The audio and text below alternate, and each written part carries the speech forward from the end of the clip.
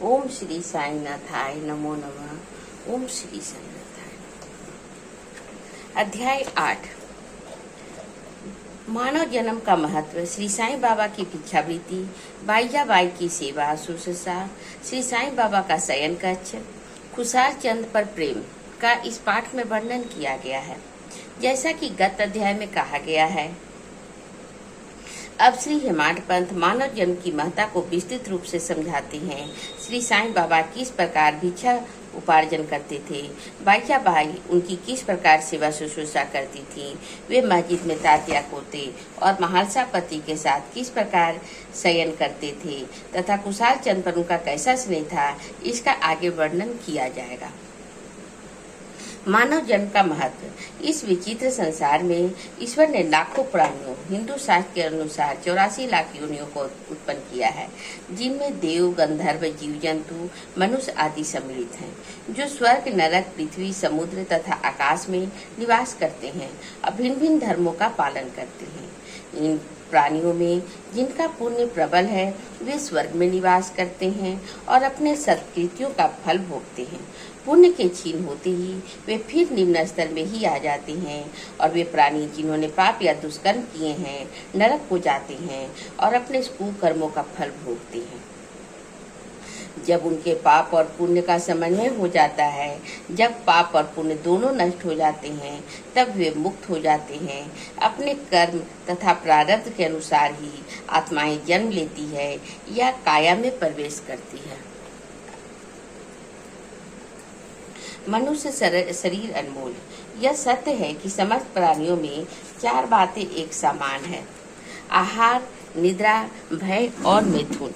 मानव प्राणी को ज्ञान एक विशेष देन है, जिसकी सहायता से ही वह ईश्वर का दर्शन कर सकता है, जो अन्य किसी योनि में संभव नहीं है। यही कारण है कि देवता भी मानव योनि से ईर्ष्या करते हैं तथा पृथ्वी पर मानव जन्म धारण करने हेतु सदैव लालायित रहते हैं, जिससे उन्हें अंत में मुक्ति प्राप्त हो। किसी किसी का तो ऐसा भी मत है कि मानव शरीर अति दोष युक्त है, यह कृमि, मज्जा, कफ से परिपूर्ण, क्षणभंगुर, रोगग्रस्त तथा नश्वर है। इसमें कोई संदेह नहीं। यह कथन अंशतः सत्य है, परंतु इतना दोषपूर्ण होते हुए भी मानव शरीर का मूल्य अधिक है, क्योंकि ज्ञान की प्राप्ति केवल इसी योनि में संभव है। मानव शरीर प्राप्त होने पर ही तो ज्ञात होता है कि यह शरीर नश्वर है और विश्व परिवर्तनशील है, और इस प्रकार धारणा कर इंद्रिय जन विशेष विषयों को तिलांजलि देकर सत्य और असत्य का विवेक कर ईश्वर साक्षात्कार किया जा सकता है। इसलिए यदि हम ईश्वर को तुच्छ और अपवित्र समझकर उसकी उपेक्षा करें तो हम ईश्वर के अवसर से वंचित रह पाएंगे।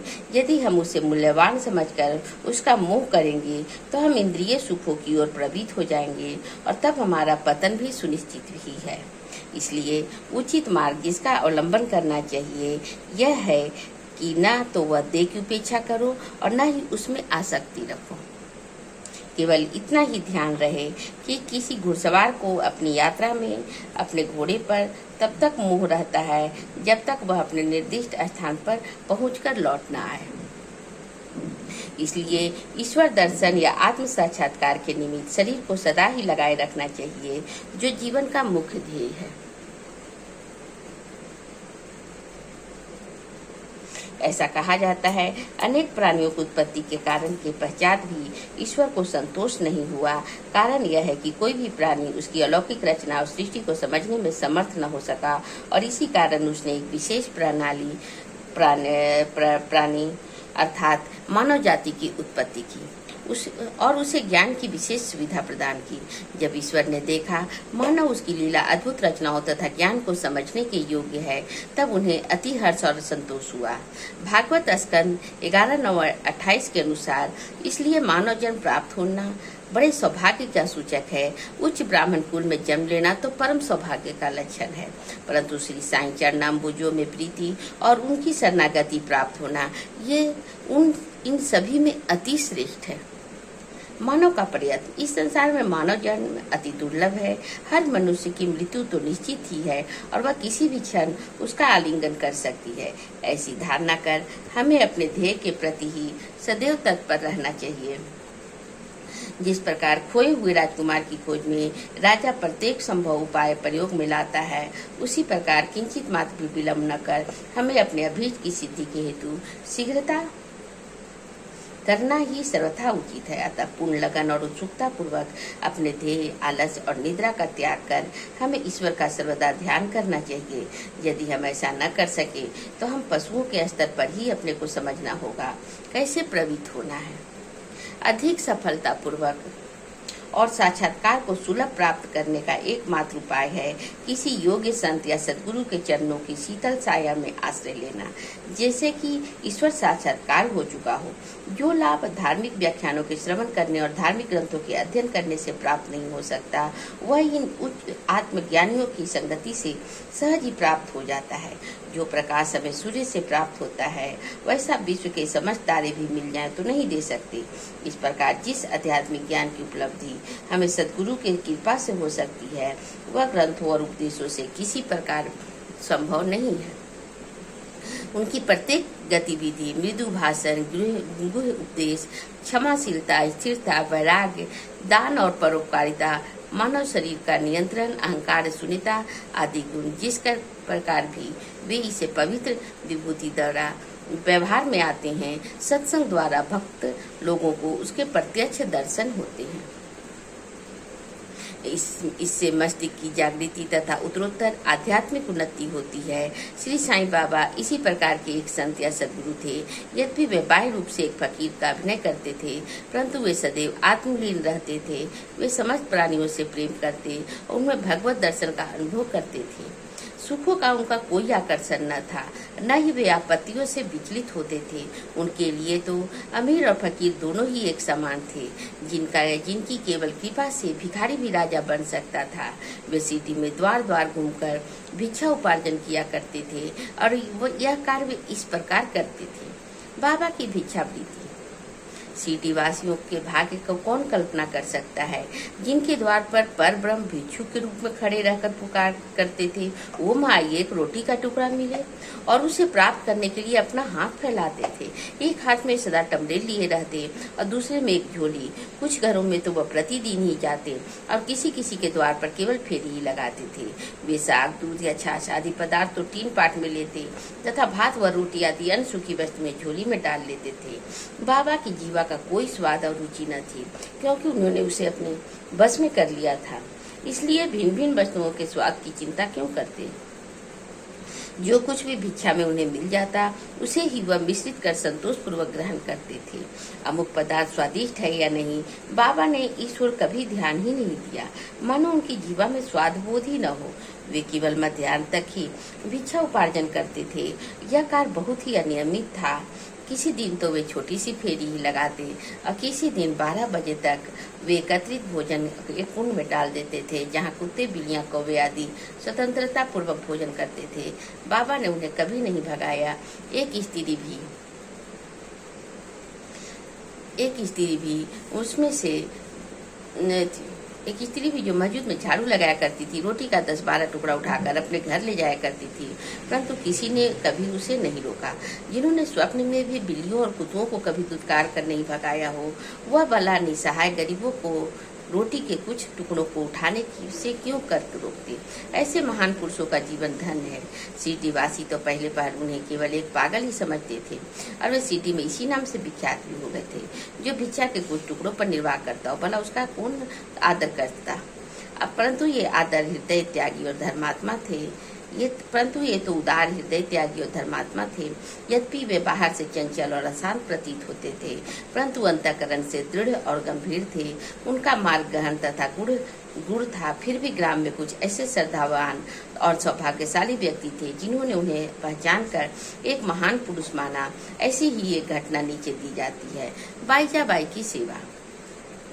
तात्या पोते की माता जिनका नाम बैजाबाई था, दोपहर के समय एक टोकरी में रोटी और साग लेकर जंगल को जाया करती थी। वे जंगल में कोसों दूर जाती और बाबा को ढूंढकर उनके चरण पकड़ती थी। बाबा तो शांत और ध्यान मग्न बैठे रहते थे। वे एक पत्तल पर बिछाकर उस पर सब प्रकार के व्यंजन आदि जैसे रोटी साग आदि परोसती और बाबा से भोजन कर लेने के लिए आग्रह करती थी। उनकी सेवा तथा श्रद्धा की रीति बड़ी ही विलक्षण थी। प्रतिदिन दोपहर को जंगल में बाबा को ढूंढना और भोजन के लिए आग्रह करना, उनकी इस सेवा और उपासना की स्मृति बाबा को अंतिम क्षणों तक बनी रही। उनकी सेवा का ध्यान कर बाबा ने उनके पुत्र को बहुत लाभ पहुंचाया। माँ और बेटे दोनों की फकीर पर दृढ़ निष्ठा थी। उन्होंने बाबा को सदैव ईश्वर के समान ही पूजा। बाबा उनसे कभी कभी कहा करते थे, फकीरी ही सच्ची अमीरी है, उसका कोई अंत नहीं। जिसे अमीरी के नाम से पुकारा जाता है वह शीघ्र ही लुप्त हो जाने वाली है। कुछ वर्षों के बाद बाबा ने जंगल में भी चलना त्याग दिया। वे गांव में ही रहने और मस्जिद में ही भोजन करने लगे। इस कारण बैजाबाई को भी उन्हें जंगल में ढूंढने का कष्ट से छुटकारा मिल गया। तीनों का शयन कक्ष।